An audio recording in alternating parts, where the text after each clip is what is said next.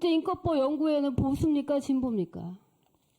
저는 국제인권법에는 활동을 안 했기 때문에 그중에 비교적 진보적인 생각을 하는 분이 뭐 일부 있다는 거는 알고 있지. 어느 그러니까 단체 민사판례 연구회가 보수인지 진보인지는 모르겠고 국제인권법 연구회는 진보적인 판사들이 있다. 이런 거예요? 아니 거기에 일부 진보적인 판사들이 있다고는 그래요. 알고 이거 다 있습니다. 지금 법관들이 보고 있습니다. 제 개인적인 얘기를 해서 미안하지만은 저도 문재인 정부 때 부당 기소에 의해서 재판을 받은 사람입니다.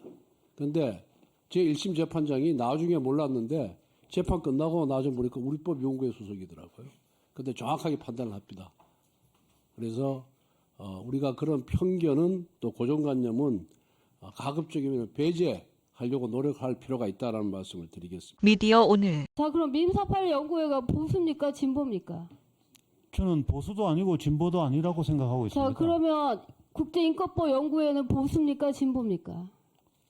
저는 국제인권법에는 활동을 안 했기 때문에 그중에 비교적 진보적인 생각을 하는 분이 뭐 일부 있다는 거는 알고 있지. 어느 그러니까 단체 민사판례 연구회가 보수인지 진보인지는 모르겠고 국제인권법 연구회는 진보적인 판사들이 있다.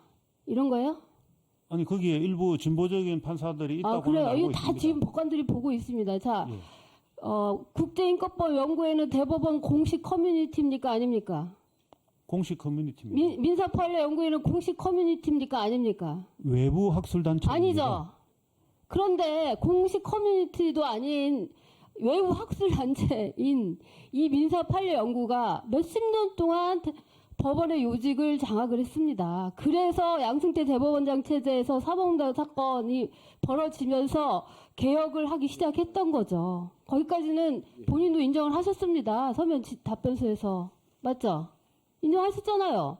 그 원인에 대해서 다 말씀하셨고. 민사판례 연구회가 원인이라고 제가 민사판례 연구회에서 대부분 요직을 차지하신 분들이 여기 다 들어가 있죠. 지금. 사법농단에 관련된 그렇죠. 그 여러 분 있는 거는 맞습니다. 아이고. 그렇게 됐다 하셔가지고 제 지리시간 이렇게 뺏으면 어떡합니까? 예?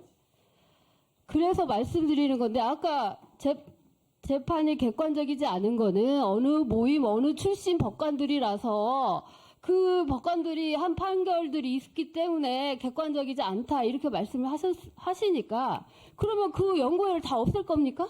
제가 그런 취지로 자, 그런 취지로 말씀드리지 않았습니다. 후보자님, 그러면 어떻게 재판을 객관화시킬 건가요? 그 객관화에 대한 사법이 법관들이 정치화됐다고 하셨으니까 어떻게 하면 비정치화를 시킬 겁니까? 그러니까 법관 윤리가 지금보다 더 확립돼야 윤리라는 된다고 거는 그러면 모임을 없애는 게 윤리화되는 겁니까? 제가 그런 말씀 드린 적이 그러니까 없습니다. 지금 그러면 후보자님은 대한민국 법관의 윤리가 지금 땅에 떨어졌습니까? 그런 의미가 아니고 그럼 아까 계속 말씀하시기를 어떤 모임에 들어가 있는 법관들이 정치색을 띠니까 그것 때문에 객관적이 안 되고 사법이 정치화돼 있어서 정의가 살해당했다, 이렇게 말씀하시는 것 같은데, 제가 그래도 그렇게 그러면 왜 지금 법관들이 열심히 재판을 하고 있는데 왜 정의가 갑자기 살해가 됐어요? 전국 법관들이 대법원장 후보가 우리들을 향해서 정의가 살해됐다, 진실이 모욕당했다라고 하는데 그 법관들의 심정은 어떻겠습니까? 제가 어느 단체에 가입된 사람을 특정해 가지고 글을 쓰지도 않았습니다. 그러니까 무슨 말씀이냐고 묻는 겁니다. 사법의 객관화를 어떻게 추구를 하시겠냐고요. 사법의 객관화는 개개의 재판을 담당하는 판사들이 자신의 생각에 편향된 생각을 판결에 반영하지 않는 대부분 그런 그렇습니다. 법관들이 대부분 그러는데 모임 가지고 자꾸만 편견을 가지고 대하니까 그런 거죠. 그런 편견을 안 가지게 하려면 그 모임을 다 없애야 됩니까? 제가 모임에 관해서는 아무런 글을 쓰지 그럼 어떻게 않았습니다. 법관들한테 지금 충분히 편견 안 갖고 재판하고 있다고 저는 보고 있는데 왜 지금 후보자님만 그렇게 생각하시는 거예요? 지금 밖에서는 다 재판하는 판사들이 자기들의 생각을 판결 결론에 반영하고 있다고 실제로 법률 수요자들은 그렇게 인식하고 있는 것 같습니다. 마무리해 주시기 바랍니다. 이수진 의원님. 그런 일부 판사들이 있다고는 저도 인정합니다. 자, 그 구체적으로 누구라고 특정할 수는 없지만은 자, 수고하셨습니다. 이순신 의원님. 질의 답변 과정에서 아마 답변이 충분치 못했으리라고 생각이 듭니다. 여러 말씀을 많이 하셨는데 혹시 답변 못하신 부분 있으면은 뭐 민사판례 연구의 연역이라든가 구성원이라든가 뭐 이런 부분에 대해서 하실 말씀 있으면 해보십시오. 예, 우선 저는 누가 어느 단체에 가입돼 있다고 해가 그 사람이 특정한 이념으로 편향되어 있다고 생각하지는 않습니다.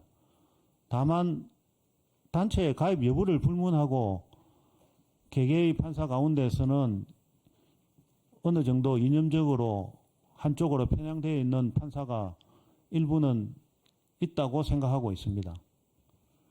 그리고 민사판례 연구회에 대해서 말씀하신 부분이 있기 때문에 민사판례 연구회는 서울대학교에서 민법을 가르치던 교수님께서 당신 제자만으로 학회를 만들겠다는 취지로 설립된 것입니다. 그리고 이론과 실무를 통합해야 된다는 생각에서 항상 회원들을 동일한 수의 판사와 교수로 신입 회원을 모집해가지고 서로 학술 토론을 통해서 실무가 학계의 이론을 배우고 학자들이 실무를 배우는 그런 목적으로 설립된 것이지 어떤 특정한 보수라든지 그런 이념과는 전혀 상관이 없습니다.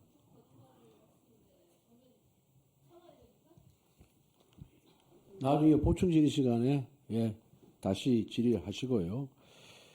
그러니까 우리가 이제 흔히 어떤 특정 연구단체에 소속되면 이럴 것이다. 또 뭐 어느 지역 출신이면 또 이럴 것이다. 라는 고정관념에 사로잡혀 있는 경우가 많이 있어요. 사실은.